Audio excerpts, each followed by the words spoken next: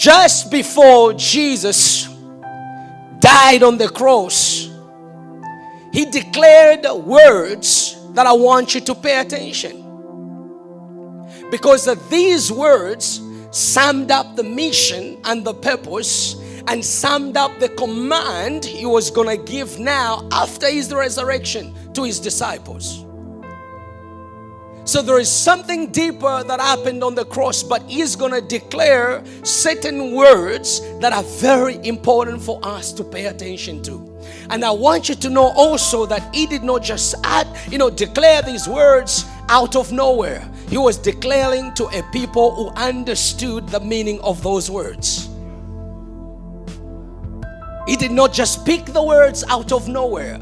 These communities, they understood the significance and the power of those words he's going to declare right on the cross.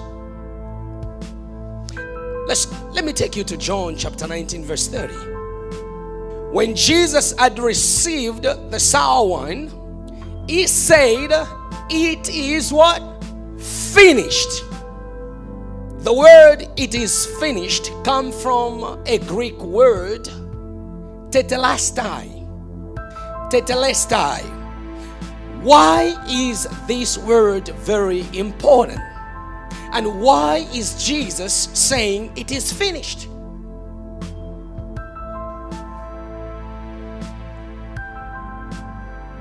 The word tetelestai, which simply means or refers to something finished or being finished, accomplished, completed, or coming to an end. Meaning his very purpose, his very mandate is coming to completion. What he came for is coming to completion. So he is speaking to a people who understands these words in Greek. This word in the New Testament times, it was used on every official document to describe that a full price was paid for something.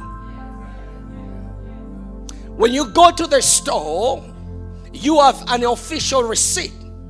When you're walking out of that door, nobody's going to question the merchandise that you got, because you got a proof with your receipt that you purchased it with a full price. You did not steal it. You used your money to pay for it.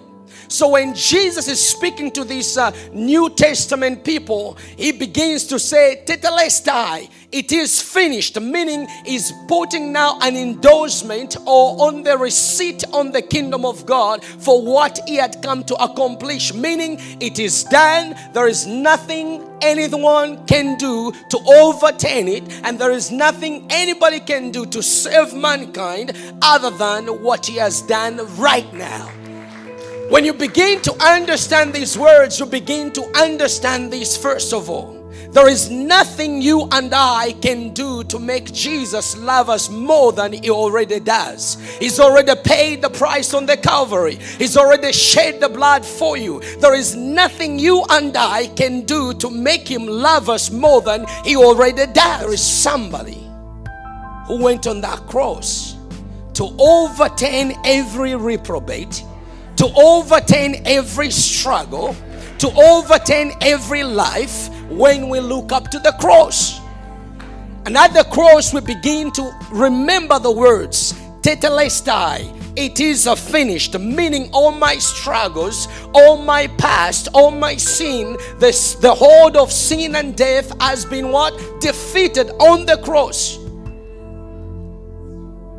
So for Jesus here going on the cross, declaring it is finished, it wasn't a religious moment for us as believers. That's why I want you to remember this Friday.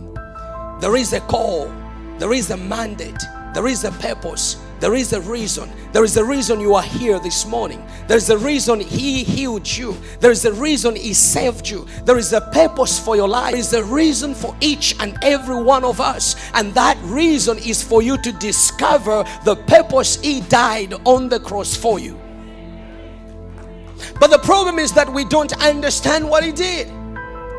We are still focused on our weaknesses, still focused on our struggles, still focused on our past. You can't rise to something that He has declared if you keep looking backwards. Because the more you look backwards, the more you're going to attain to the same stuff you used to do. The more you purpose and you commit to look forward, that's the more you will live a significant life. A life full of a purpose. A life full of a desire. Remember what He did on that cross. He died for you. He paid the price for you. All the guilt has been taken away from you. Why wouldn't you worship somebody who has paid a price for you? When Jesus declares it is finished, or tetelestai, it means it is finished. This means if you look up to Him, He will accomplish all that God created you for. But let me tell you something. God, He does not care where you come from, what you've done, where you've been.